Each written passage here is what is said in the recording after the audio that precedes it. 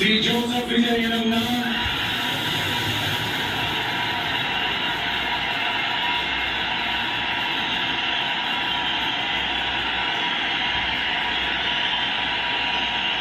சட்டப்படி அமைக்கப்பெற்ற இந்திய அரசியல் அமைப்பின்பால்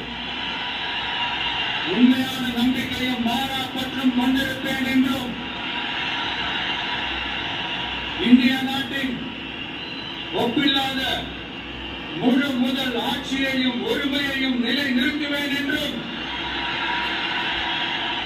தமிழ்நாட்டு அரசின் முதலமைச்சராக உண்மையான சான்றின்படியும் என் கடமைகளை நிறைவேற்றுவேன் என்றும்